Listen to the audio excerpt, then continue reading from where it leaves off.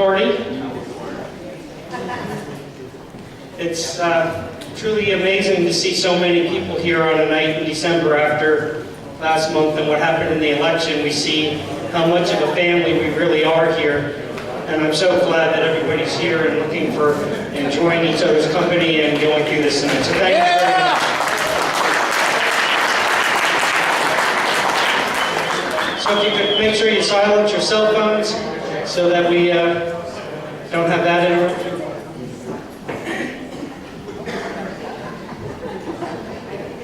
And I think in terms of a prayer tonight, I'm just going to ask that we have a moment of silence for our president that passed, as well as for all of our troops that have fought and died in our wars, and a moment of silence for all of those people that we love, that have passed from this world.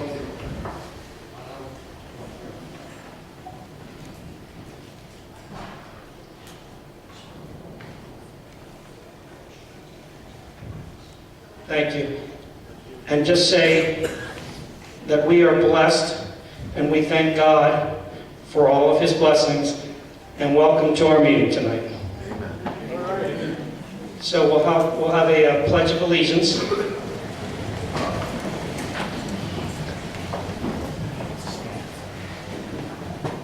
And you'll note that the flag is at half-staff because tomorrow is December 7th.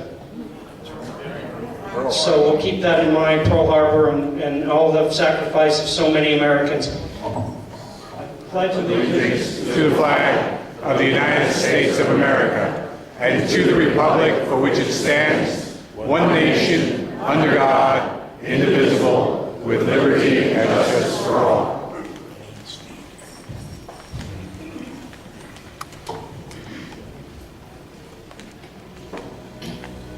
Oh, see, can you see by the dawn's early light what so proudly we did at the twilight's last gleaming, whose bright stripes and bright stars through the perilous fight.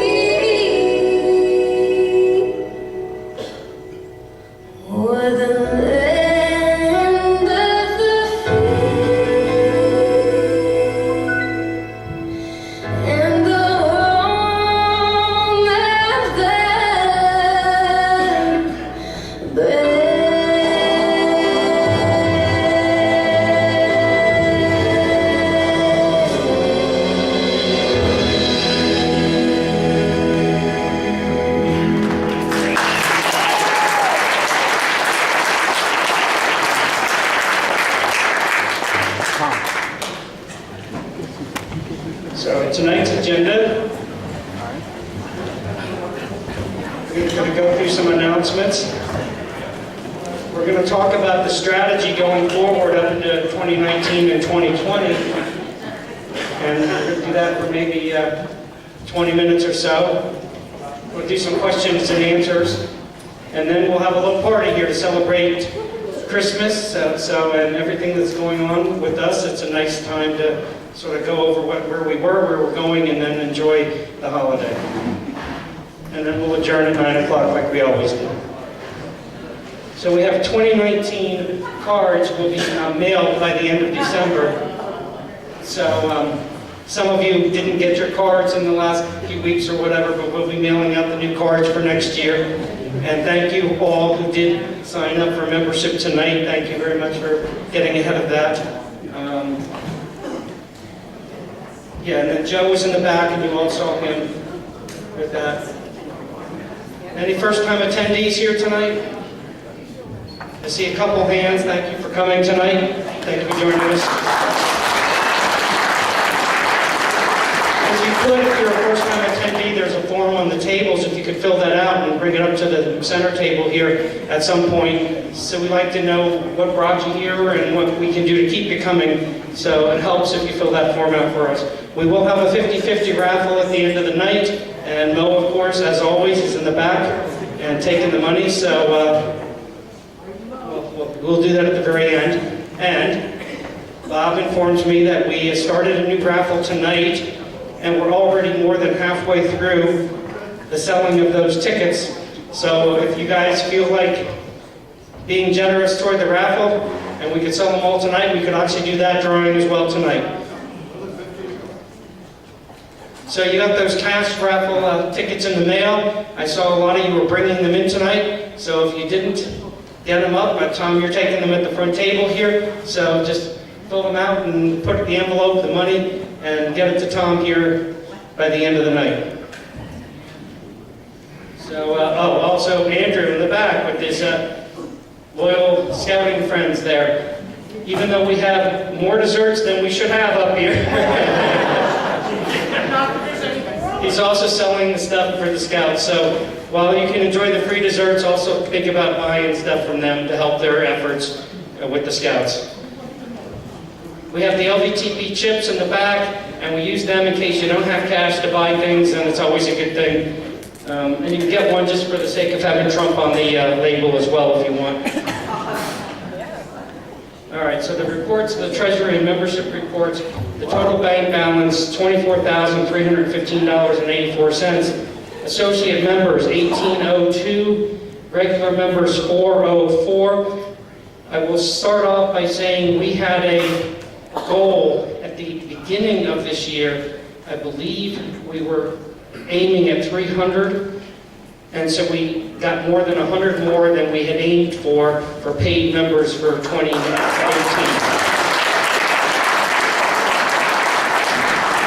So thank you. Total 2,206 members. That's important for a lot of reasons, and we've talked about it a lot, and we'll talk about it more, but that kind of membership is what will make the difference going forward when we need to go talk to legislators about laws and other such things as we're trying to still impact our constitutional republic. Can't do it when you tell them you have 50 members and 30 people show up at your meetings. This is a big deal, and this helps, and thank you so much, everybody. So every year we've done some kind of donation to some cause through the years. We've the Allentown Rescue Mission, which Dean Browning, one of our board members, is on the board of that. In the fall, they do a spaghetti dinner, and a lot of us get together and go out to that to help with that. In the past, we've also, every year at Christmas time, donated to the Children's Home of Easton, and of course, the Michael Strange Foundation, that both the general membership and the Second Amendment group, and many of you met Charlie Strange last month. It was last month already, was it last month? So we've done a lot of that, and we think it's important. And so I'm going to ask for a motion tonight that we could give a donation from the general membership to the Children's Home of Easton. That's one of, as you know, many of you listen to WAEB and Gunther, and that's one of his charities. So I think that would be important. If we can get a motion for that. Andrew, you can make that motion. Can we have a second? Okay, I have a second there from Paul. And then any discussion on that motion? I would suggest that we make it in the amount of $300 is what I was thinking, but if that's something that anybody thinks this should be less or more, I mean, obviously, in order to make this donation, it's going to come out of the general membership funds. So we also ask you to consider that when you're making your money donations tonight as well. So if I would say $300 toward the Children's Home of Easton, and we have a motion and a second. If there's no further discussion, Mr. Tunke. All right, so all in favor? Aye. Anybody opposed? All right, thank you. Do you have any discussion on it? Can I suggest calling Gunther on his show, saying that we're... Actually, that's why I had sort of suggested that we put this on the agenda tonight, because I believe this is the week that he's doing that for during the week. And so my intention was to call tomorrow morning to make the donation. I better hear you. Because I had him on. Depends on how early you get up, right? All right. Build a Wall, the banner drop project. Many of you heard us talk about that for a while, and we know Greg in the back has sort of got that up, and he was enthusiastic about it, and he did about 12 people, I think, that got together that day, and they dropped that banner, and they produced a video. America is under attack. Not a declared war, but an invasion just the same. No, not from any wild-eyed dictator or military nuclear threat. The globalist left wants to make our nation into a third world country by allowing unrestricted alien immigration and encouraging sanctuary city status right here in Pennsylvania. What do you really want America to be? Unrestricted foreign influence affects all our families, our culture. We, the taxpayers, totally bear the burden of welfare, medical, and insurance fraud. Crime increasingly visits our neighborhoods in many ways. The opioid epidemic, gang violence, and identity theft hit close to home, our home. The Lehigh Valley Tea Party wants you to know we are working very hard to secure our nation's sovereignty and to build a future for our children. Help us to pass the No Sanctuary for Criminals Act, Kate's Law, oppose DACA chain migration, limit H-1 visas, secure our borders, and build the wall. Join the Lehigh Valley Tea Party now at LVTP.org.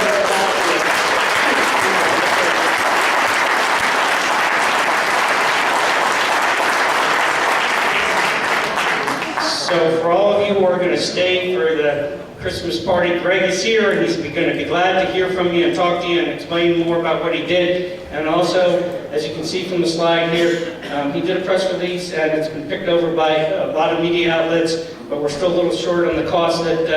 So if anybody can contribute to that here tonight, see Greg, and we'll hopefully we'll get that all covered. Val.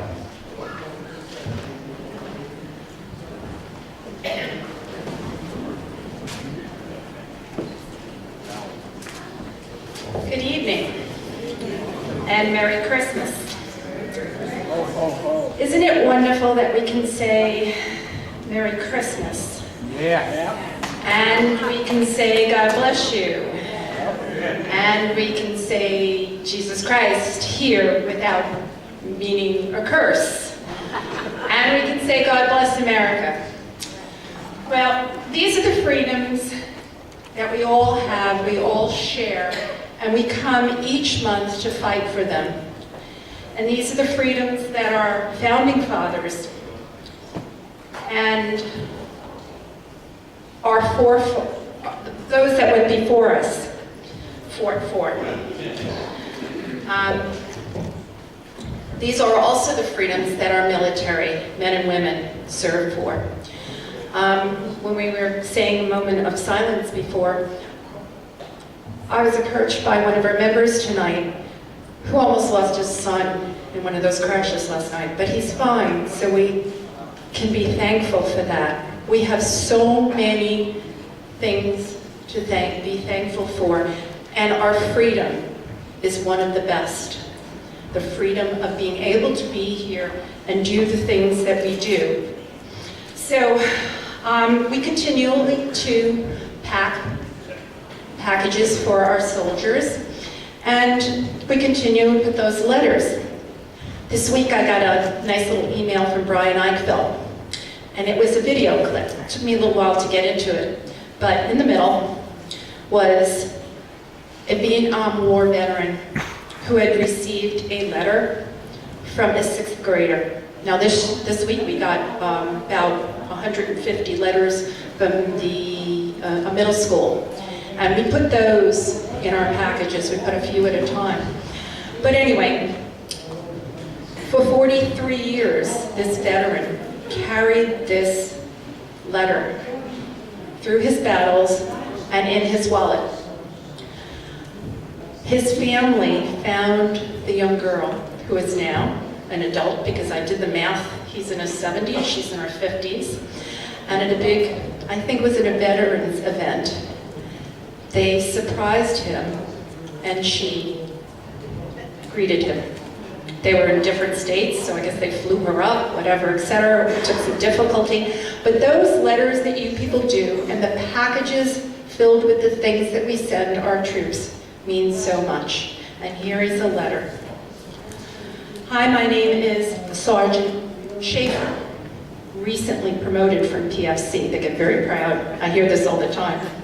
And I have received a package from your organization recently, thanking you for all the goodies and the reading material, the edible goods, the cleaning products, etc. This wonderful package put a smile on my face and my buddies as I shared the package with them. We are on a mission in Kuwait with a little more than 20 soldiers, 2/3 males, 1/3 females, all over the Commonwealth, and a few of them from the Lehigh Valley. We are here until next year. Again, receiving a care package from you was wonderful, with no amount of thanks that can show my appreciation. So we do that continually throughout the year. We're currently looking for toothpaste and microwave popcorn. You can bring them next month. If anybody has any questions, don't forget, we're always looking for soldiers' names, and you are our network. So you know someone's serving, I don't care if they don't need it, because what they will do is give it to someone who does. And it's that bond of knowing that the people back home care. So God bless all of you. God bless our troops, their families. God bless our President Trump, and God bless America. Merry Christmas.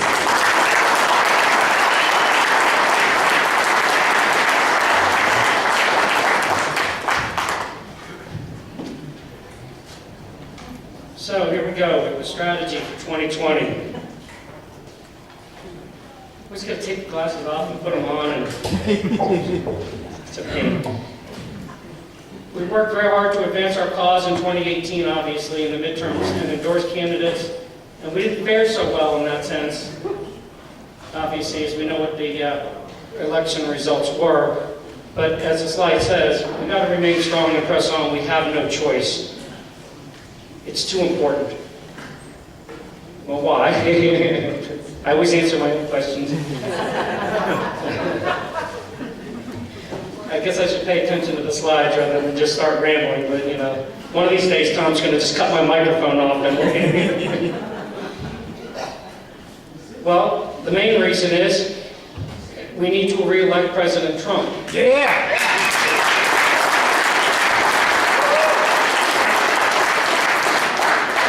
I forget who it was. It might have been Tony Sameo who was actually saying, you know, when he's gone, what's going to happen? Not that he's the only person out there, but he is the true fighter of our cause. And he has withstood so much. And so if we don't make sure that we do everything we can here in our environment to make sure that we're protecting him as best we can and move forward to get him reelected, I can't even imagine what's going to happen, but we don't even want to think about it, so we just got to realize we got to work to make this happen. It's going to be a bumpy road, obviously. You know what the Democrats are going to start doing on January 1st or shortly thereafter. There are opportunities, and when we look back a little bit too, I can say that we didn't win these elections, but we actually have had impact, so it's not like it's all bad. We have a large and dynamic, successful organization, and we want to grow it even more. Well, it's not just for the sake of growing it. It's not like, oh, let's fill this room more. Yeah, we'd like to fill the room more, but it's not just about having seats, bodies, and the chairs. Lehigh and North Hampton counties are our home turf. We must defend them to the best of our ability. Better yet, we should penetrate progressive socialist strongholds. You know what? We are constantly on the defensive. We are constantly putting out fires The left is starting 10 fires, we put out one and we think we won a battle. It's time we stop putting out the fires and we become on the front lines. We need to take charge of this agenda. We need to stop just responding to what the left does. So do we have a plan? Well, we have developed a plan, and it's going to be a work in progress like everything is with us and with the movement, because unlike the left, we're not funded by George Soros and billionaires and the unions and everything else. So we're doing this, it's us, it's, and groups like us across the country. Our plan that we got together as a board a few weeks ago after the election to go over all this, and we came up with a three-pronged or three major component plan. Support the agenda is the first part of that plan. We voted for it in 2016. We need to protect our president from political attack and no more a victim. We're going to talk a lot about that tonight. We're going to move Southeast Pennsylvania away from the victim mentality and toward conservatism, individual freedom, and capitalism. The left creates victims because then they are reliant on them for everything. And they divide us to conquer. And that's what we need to stop. Support the agenda. The project we started a couple years ago now, or actually a year and a half, June of 2017. We're going to continue to support the agenda that Trump articulated in his 2016 campaign. We know what that is. Secure the border, fix our military, rebuild it, protect our veterans, fix the economy, get rid of regulations that are unnecessary so that we can be free to have a capitalistic society where we can have our freedoms and make our own decisions on how to manage our health care and our lives. The steering committee that we instituted several years back to sort of move the political agenda is going to be a big component of this. And luckily, a lot of you know Scott Eulinger. He ran for Congress and they redistricted him out of our district, so he actually ran in the 9th. He's a former CIA agent and former military veteran, and he is, so because he has that experience of having run a congressional race, he's going to head up that steering committee, and we've got some other people, and that's going to be meeting very soon. 2019, we always forget this, and we always wait until the year it happens. Halfway through the year, every other odd year, municipal elections. They're not sexy in that sense, and they don't have the impact of the press to tell you how bad things are, but these local governments control our lives to a greater degree than the federal government does, and we all know it. The school boards are out of control. They tax us to death, and they put this socialist Common Core crap down our kids' throats. Our local municipalities, city councils, boroughs, townships, these kind of things, these elections, they tax us. You probably pay more in taxes to your local government through your school boards and your municipalities than you do oftentimes, especially if you're retired, to your federal government. 2020 is also a presidential cycle, congressional District 7, state house races again, and also a little interesting thing that's happening, or will be happening in 2020, is the Constitution required a census every 10 years. And what does that census do? It reapportions the districts. So we just went through this mess, and the Democrats took over the Supreme Court of Pennsylvania, and they also control the governor's race during the governor's seat during this cycle. So it's very important that, to the degree that we have any influence on this, that the state house races in 2020 and the congressional races, as many of them go Republican as possible, because when that census is complete, they're going to be redistricting, and that's coming through the legislature. And when that happens, if we don't have a say in it, it's going to get worse. We are losing seats in Pennsylvania because of population shifting, and we will have less seats, and the geography of those districts will be larger, and therefore we're going to have less representation compared to the rest of the nation, and we have to pay attention or we're going to lose everything very quickly because the Democrats will be in control of all of that. We need to develop major funding sources to support candidates. We have relied on the Republican Party used to rely on both parties to put forward candidates, but now obviously the Democrat Party has moved so far to the left. We've sort of gotten involved trying to influence the process, but we need to do it because the parties are failing. If you watch what happened in the last cycle in both counties, with no disrespect to some of the party leadership that was trying, look at the result. Look at the failures of the party system right now. We need to do this. Strengthen relationships with the county committees, because most of us are registered in one party or the other. I would imagine most of us are either independents or Republicans, but nonetheless we're registered voters, and the county parties still play in to a large degree as to how candidates get funded and how they get on the ballot and everything else. So if we are influencing this process by working with the county chairs, we can actually impact them so that we're not fighting against them as much as we are working with them when possible. Because we need to do some of the stuff that the parties have failed to do in the last couple of years. The door knocking, phone banks. It was pathetic in the last election cycle, and unfortunately, if we don't do it, they're clearly not doing it anymore, and it's going to be left undone, and we're going to come out of the next election cycle, and it's going to be worse than ever. We need to engage. So the next phrase, to protect our president, we have that website, or that domain name now. The project that we said we would do is also, it's all connected in that sense. It's all sort of overlapping. We fully expect that Susan Wild to participate in political attacks against Donald Trump. We know that. We know what she did before she became a moderate. She's not a moderate, and she's going to work for open borders, elimination of ICE, and tax increases, and attacks on our president, and impeachment of Donald Trump. We need to counter with actions that include a rapid response, protesting, media coverage, letters to the editor, robocalls, door hangers, and possible even disruption at speaking events, not violent disruptions.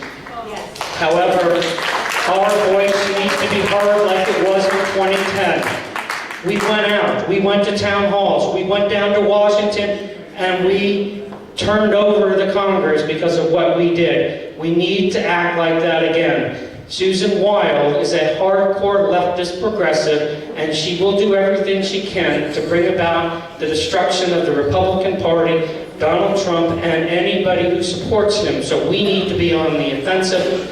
We already developed sort of this in the sense, when we started sending all of you those text messages to get out the flash mobs, well, that's how we're going to do it with the rapid response teams as well.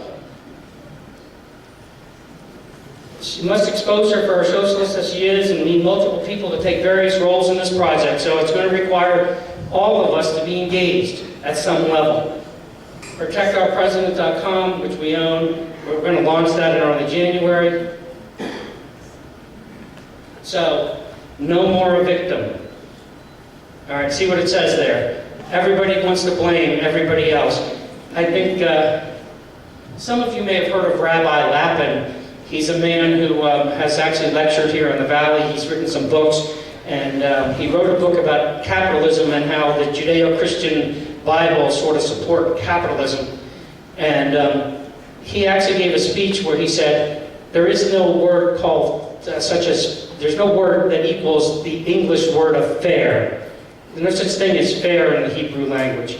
There's a concept of justice, but there's not a concept of fair in the sense that we use it. It's not fair. Well, it's not fair that Susan Wild won, but it doesn't matter what's fair. What's right is what's just. We got to stop complaining. We got to stop whining. We got to stop allowing us to be a victim. And more importantly, we got to stop the system from making other people victims.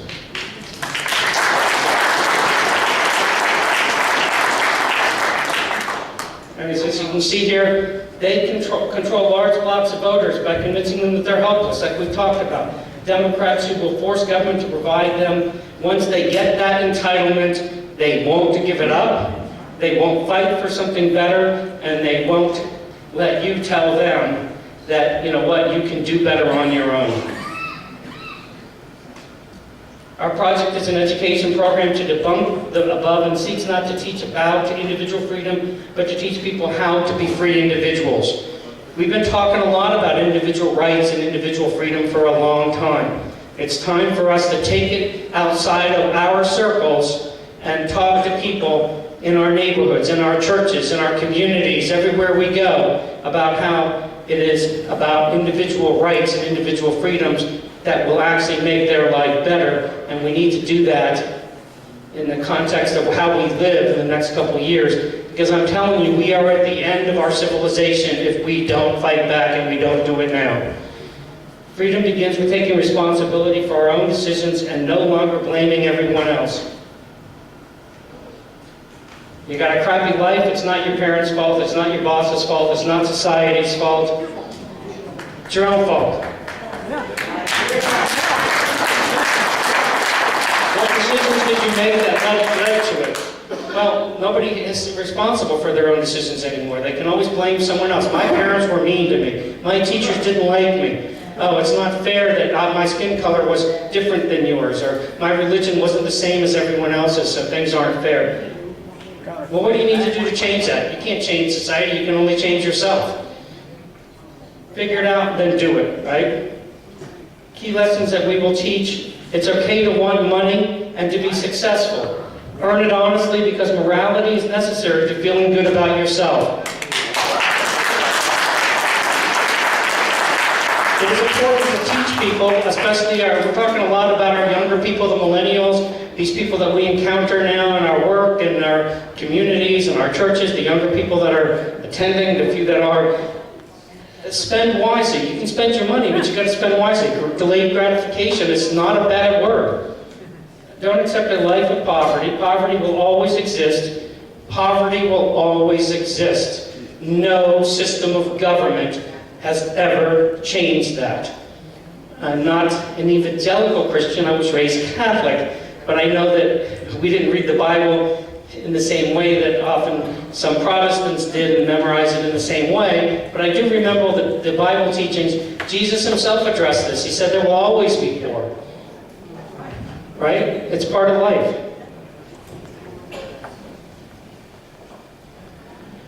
When we have the skills you need and behave responsibly, you will make a comfortable living.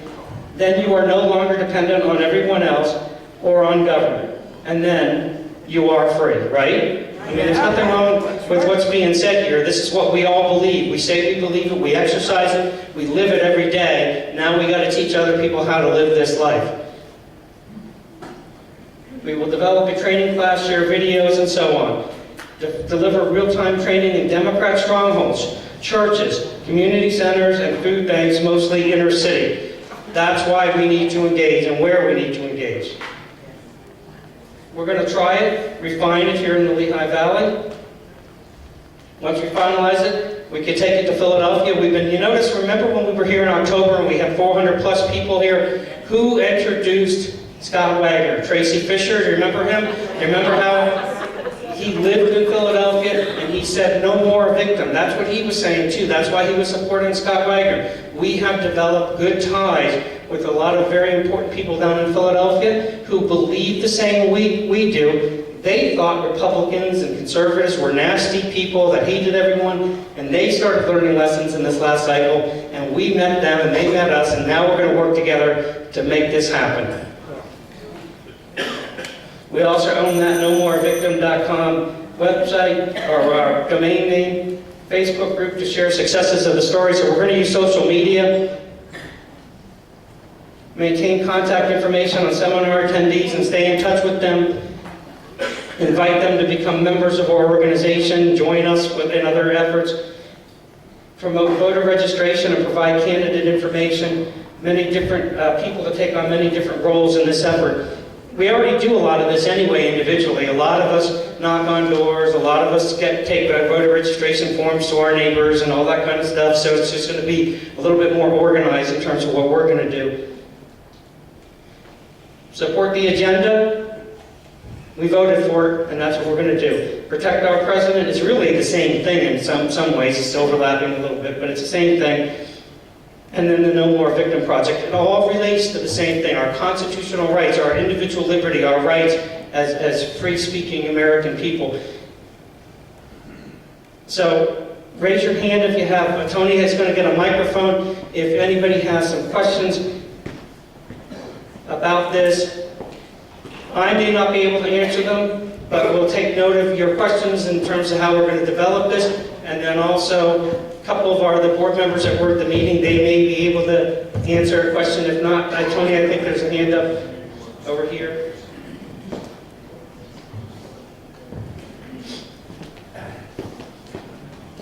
I'll take a long way around.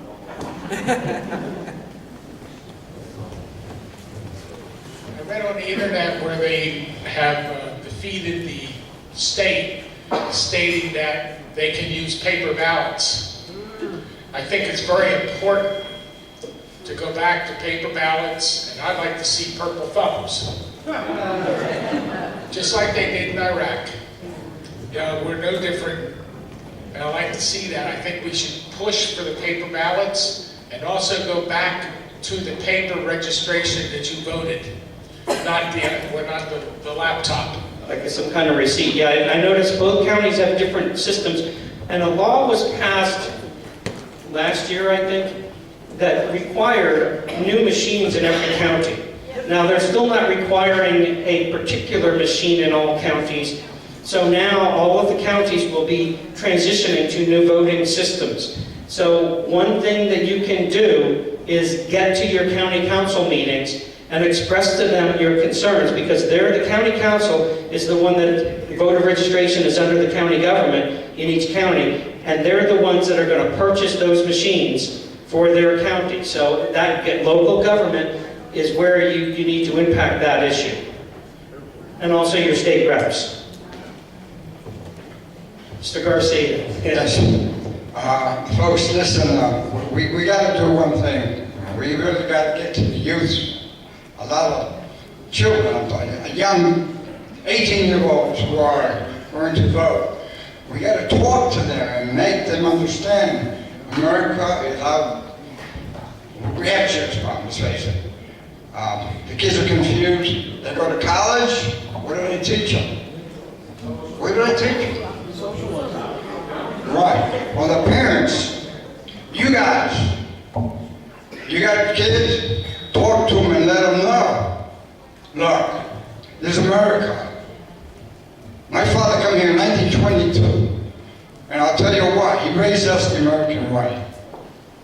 And I'm proud of my heritage, as far as being Mexican, Russian, Slovak, all Americans, what it is. Now, you gotta talk to your children. Emphasize the fact that you must get out and support America. And to do so, you got to talk to one another to help us. When this election in 2020 is very important, let's face it. As Tom said a while ago, we got serious problems. 2019. I worked for Trump's campaign for quite some time. And I'm proud that I worked for Trump. We gotta win this. Because if we don't, you guys are going to be the losers. Already we have a problem. We have people in Congress, but we need more guys to get out there and run. It's just too bad Tom doesn't run for Congress, because I really do. Not for the Congress. You can laugh, you can do it. Well, I can do both, right? I'll run in 2019. 2019. No, just as he gets the mic to the next person, many of us may very well have grandchildren at our ages rather than children. So we have to be thinking, we have to impact our grandchildren as well as our children, because many of our children are adults. So who's next in terms of the... Yeah, I would just like to make a quick comment, and then we'll go to that side of the room. Mike, if I could address your point about getting to the youth, that's what this No More a Victim program is targeting youths and others because our young folks today, they're just not growing up. At 26, they're still on mom and dad's health insurance. They're living in the basement at 40 years old. Part of our job is to tell them, you need to grow up. Take on responsibility. Know you're not a victim. Get a job. Become a responsible son or daughter. Be a responsible employee. Be a responsible brother. Be a responsible individual. Get to the colleges. Hi, my name is Timothy Fisk, and ignorance is certainly bliss. Right after this past election, I had a chance to talk to a few young people, 30-year-olds, 28-year-olds. They had no conception of what exactly went down in this election. I had this one individual, one male, tell me that Susan Wild was the one to go for. And I said, everything you've heard from her is just the opposite. No sooner did I get done talking to this individual, a teacher from Northern Lehigh, a retired professor, came in and he said to me, he said, did you vote? I said, absolutely I voted. I never miss an election. And I said, I was just telling this gentleman right here about who we voted for. So he goes, who'd you vote for? Oh, I voted for Susan Wild. I believe in my guns. I believe in this. The professor dropped a bombshell on him. He said, if you're going to vote, know how to vote before you pull the lever on what you're doing. And I've raised 4 girls. They're all full-blown Republicans. They believe in Donald Trump. They believe in the United States of America. Both myself and my wife served in the United States Navy. I am here to do whatever it takes, just like it happened back in the early days of 1776 when they were making this country. We are at that point right now. We are fighting a war to save what we have as the United States of America. If we sit back and take a back seat, the socialists, the Marxists, the communists, the liberals, whatever, you're going to have people telling you how to live your life other than yourself making decisions. I've told all my girls, think for yourself. Do not allow others to put the ideas in your head. Draw your own conclusions. And if you do that, it can only be better. Now, I have one more thing to say. The machines, now is it true that George Soros has a big hand in these machines, these voting machines? I believe that is true in some cases in some states. I don't know to what extent it is, but yes, there are certain states and certain counties that the systems were paid for by George Soros organizations, yes. He owns some of the companies that make the machines. Yes. As we pass the mic on to the next person, millennials are not bad people, but they have been disserviced by their parents and grandparents. I deal with them every day in my work. I heard from several right before the election, and they said that we didn't understand. Their generation has had the toughest of any generation ever born. They really believe that. They believe that they've been bullied and treated unfairly, and they're going to have to pay back those student loans. We have a lot to fight against. Yeah, I'd like to also speak about the voting machines also. I lived for 17 years in the state of Maine. We did paper ballots that ran through a machine, but we also got to worry about security at each of the polling places. We had, at the end of the night, I was a warden in my district. We took all our ballots, etc., after they'd been run through the machine. They were put in secure cases, and we had a deputy sheriff from our county at our polling place escort me to where we had to take the ballots. And I'm not seeing that happen in Florida. My mom told me she didn't see it happening. She lives in Naples, and they didn't have a problem in their county. But she said they don't do the security that other states do. We ought to look at all of that, take care of all that also. Thank you.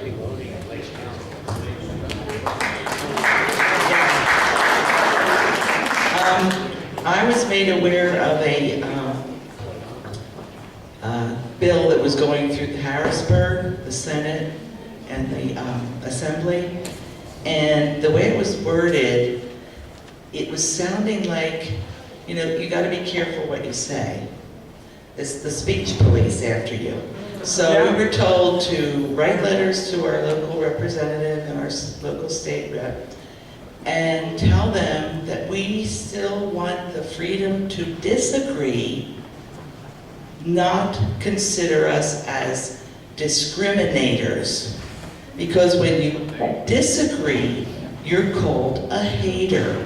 So many times we can't even say that we disagree, because then they'll say, you hate these people, that's why you disagree. No, you need the freedom to disagree. You're not discriminating, you just have that freedom of speech. I've been saying for years on this stage, and for many years before I even had this stage, that this whole point of free speech, they say hate speech is bad, and we all nod our head and say, yes, hate speech is bad. I shouldn't say I hate you or use certain words, but the minute they say hate speech is something that can be legislated and they can shut you up because of it, we don't even say anything back because we're like, well, yeah, people shouldn't be able to threaten. We already have laws that threaten people. It's called terroristic threats and things like that. But the minute they say, they determine what is hate, saying God bless you is hate in their world, they will shut us down. We need to stop being afraid to stand up and say, I will pronounce my speech. It is not hate speech, and you will not shut us up. I need new haters because all my old ones are starting to like me now. Well, I can fix that real quick. Hi, my name is Joe Barna, and I've worked the polls for about 22 years in Lower McCountry. And I'll tell you, they change the rules very easily. The workers at the polls don't get that much training, and half the people that show up don't even know how to operate the machines. It's amazing. And you just have to idiot-proof everything. And one of the most important parts that they need to do is clean those rolls. There's enough people that are doing,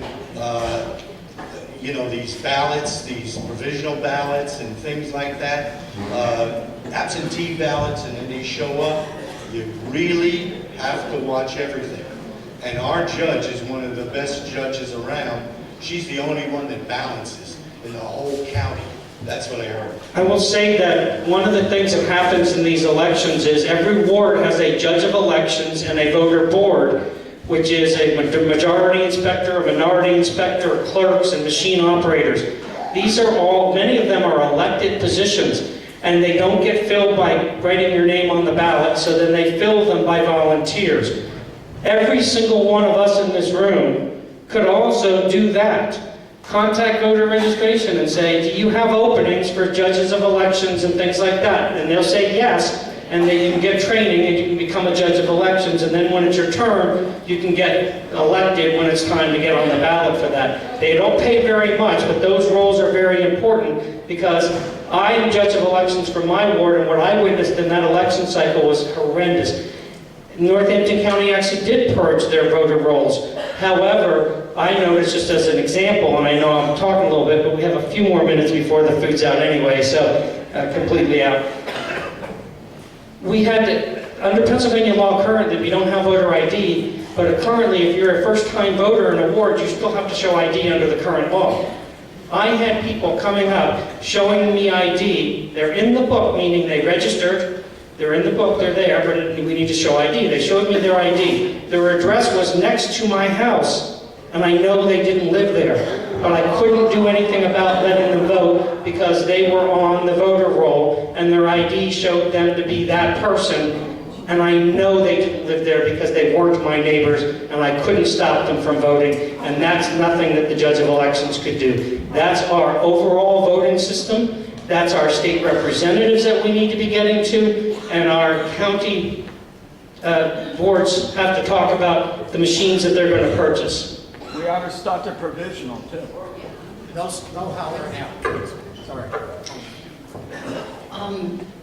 I'm working with the Lehigh County Republican Party for outreach, and it's kind of similar to what you're doing.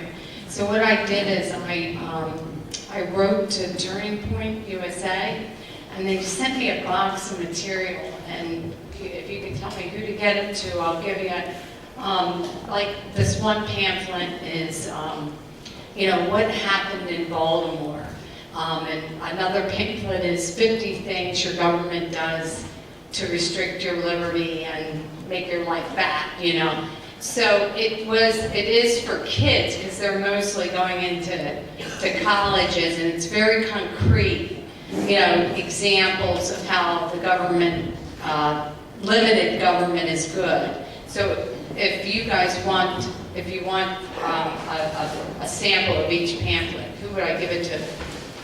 Okay. The guy with the weird sweater on. My niece gave me this. Your niece has no space. All right, quite a few, sit on, here.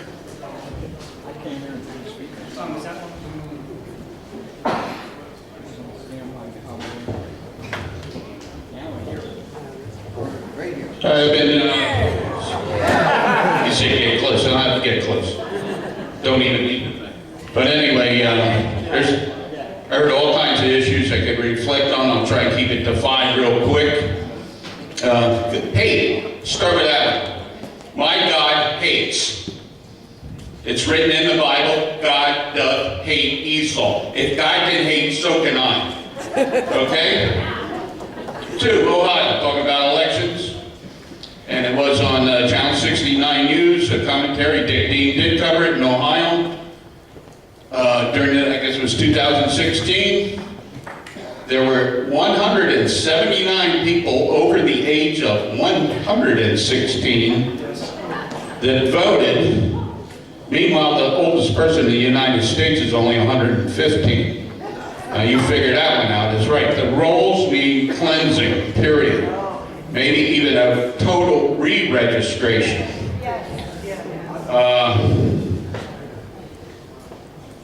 You want to defeat Susan Wild?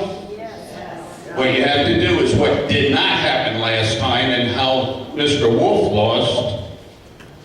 And I'm talking about the congressional race, not the governor. But all you have to do is label her as Pennsylvania's Pelosi. Let's get that started. She would have lost last time, but nobody did it. Okay, anybody here know Bill Ryle? All right, Bill Ryle, those that don't know, sometime you should invite him up, get him in here. And since 1911, Pennsylvania's state constitution has been changed unconstitutionally. And how did they do that? Because any change to the Constitution is supposed to happen in the general election, but the changes we're talking about, referring to, when they slip changes in, were during the primary election, unconstitutionally. So you ought to get Bill in sometime to cover that. All right? Yeah, I think that's it. So Susan Wild will do the same thing that Charlie Dent did when he was running and when he became a long-term incumbent congressman. He went around to the local elections, the municipal elections, the countywide elections. He supported candidates and gave them money through his campaign funds so that he had a bunch of loyal people in these local governments, and it made it very difficult for anybody to challenge him in the primary. I know that Susan Wild will be very interested in the 2019 local elections. She is going to not want a conservative to run for DA in Northampton County, for instance, as an example. She will want a liberal progressive that will want to open up our prisons and not incarcerate people and all the things that she stands for, because if they have the DA on that side, that will help them with their attacks on the Second Amendment and everything else. How's she going to do it? She's going to support these candidates for city council and county council and district attorney. And that's why I know this is personal now for me, but as I've told you, I am running for district attorney of Northampton County, and it's not just about me. If we allow Susan Wild to fund a candidate, which she will do, and not counter that with the kind of effort that we need to win that seat, we will have a district attorney in Northampton County that will be like these district attorneys that will go after your guns and your gun rights and your individual liberties, and also at the same time not incarcerate those people that should be in jail. So that's why these local elections, and that's how we're going to beat Susan Wild, is by making sure she doesn't win these local elections next year. Mike. Thank you, Tom. Michael Gross, I'm on the board of the Lehigh Valley Tea Party. There is an area, I'm a student of history, and I'm sure some of you are aware of who the Democratic Socialists of America are. If you've paid attention and you've done a little history reading, 1929 to 1933, the Weimar Republic in Germany, the National Socialist German Workers' Party. And who were they? I'm sure we all know, right? That was the Nazi Party. And there were tremendous similarities between the two. And we need to get our children, our children's children, into the library, to get books out on the Weimar Republic, because history is going to repeat itself if we don't start to pay attention to what's going on in our country.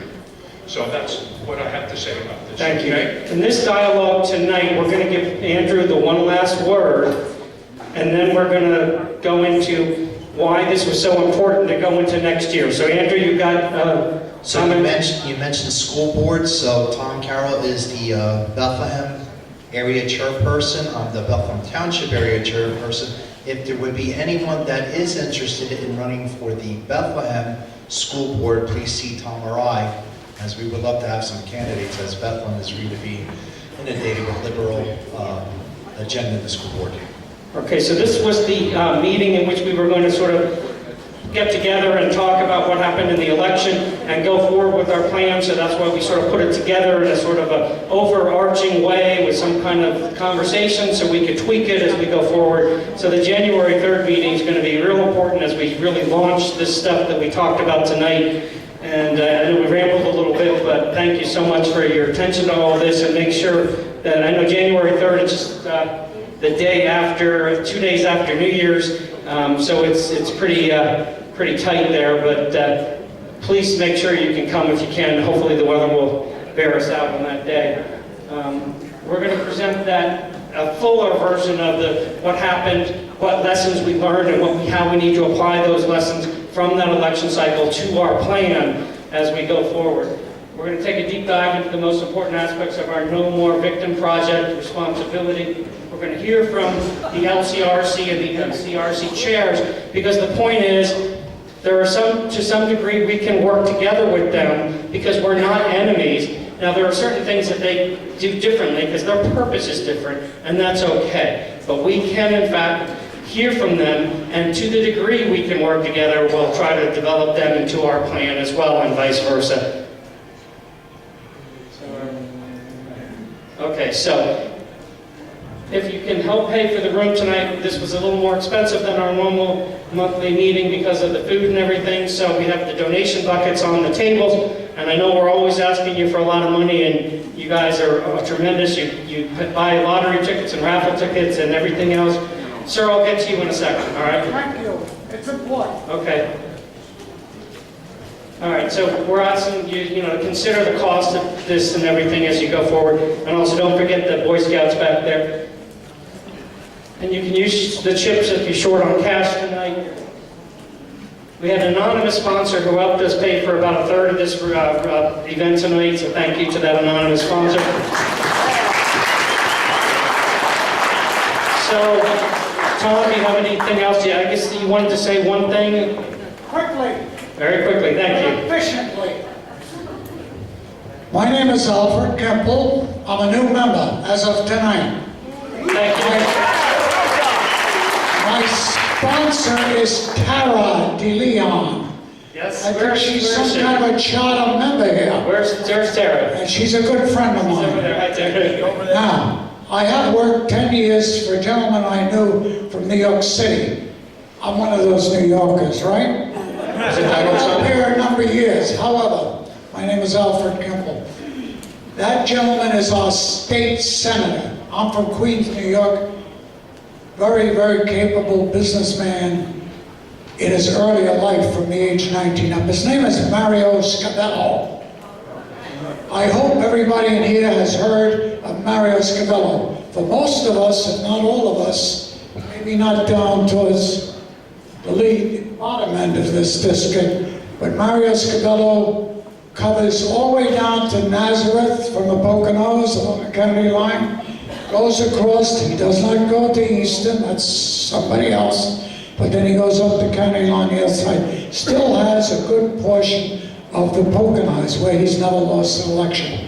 More importantly, Mario Scavello, please don't interrupt. Sir, Mario Scavello. Sir, we were kind enough to give you the microphone out of order. That's all right, that's all right. Please keep it short. So, thank you.